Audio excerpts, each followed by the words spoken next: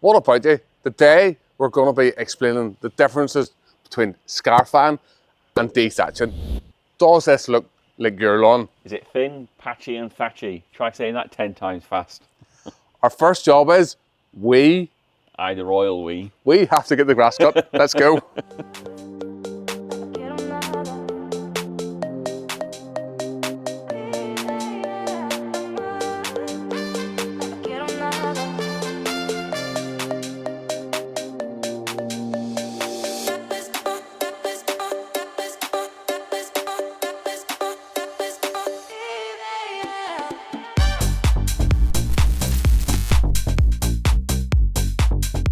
Before I start into the scarifying or the dethatching, just to explain to you, this is one of the cores from the lawn that the aerator has pulled out.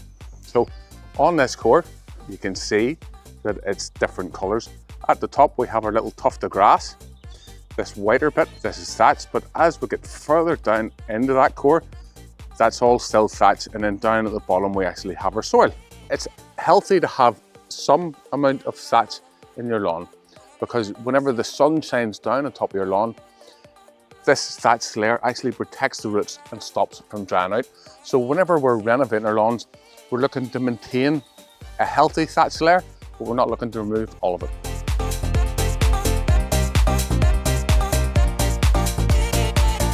Before we get properly into this video, just to let you know, this video is in association with Jobber, but more on that later. Let's go.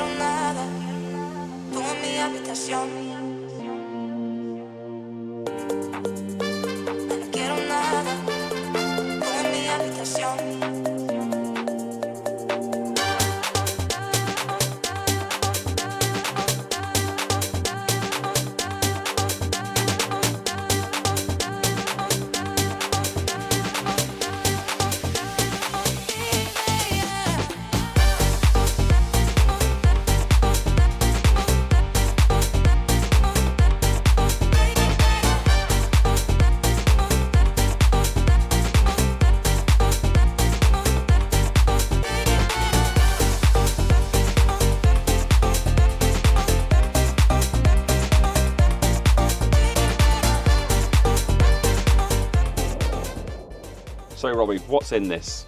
Now we've got the lawn scarified, you can see all this debris. Now this is what we call thatch, and it's just an organic layer of material. Yep. Every time you cut your grass.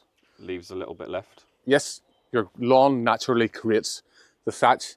So it's stems, it's roots, Yep. it's grass. It's just some of the clippings that haven't made it down into the lawnmower make their way down into the lawn, and your lawn just naturally over time creates thatch. Now some gardens create more thatch than others, but if you want to know the differences between Dethatching. Yep, and scarifying, we're going to tell you that shortly.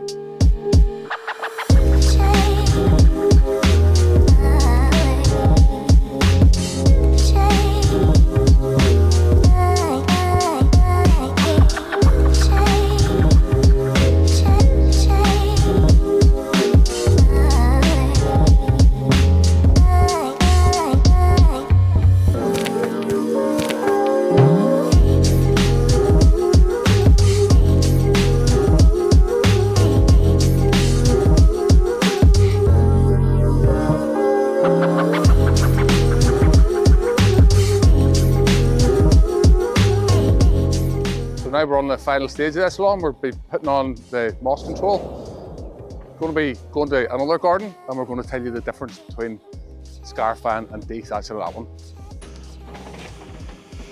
This aerator is looking a bit tired, Robbie. Could probably do it being replaced because it's quite old. Did you know that if you lived in America or Canada, excluding Quebec, Yep.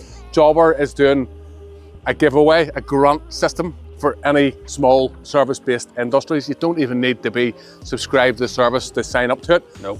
It's a grant. Free money. Free money, you don't have to pay it back. $10,000. Yep, it just takes 5 minutes to apply. Yep, links are down below. Now, looks like we're going to be holding on to this for another couple of years.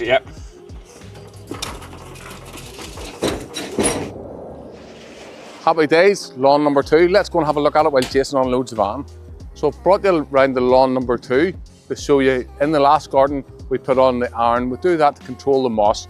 And I'll just bring the camera down so you can see that the moss is all turned black. And that's from the iron that we put on. So the other garden in a day or two, all will start to turn black like this. So we're going to do the scarifying today, and then we're going to put on more iron.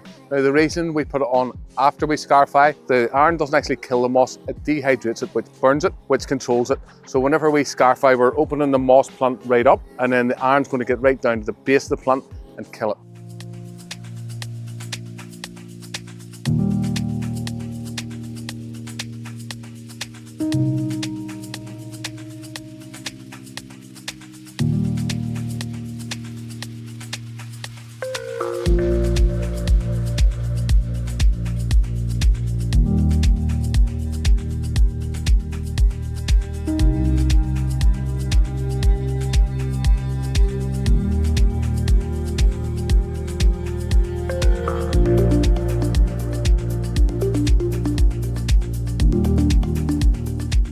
Robbie, have we just scarified the lawn or dethatched the lawn?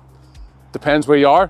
If you're in the UK, this is scarifying and dethatching.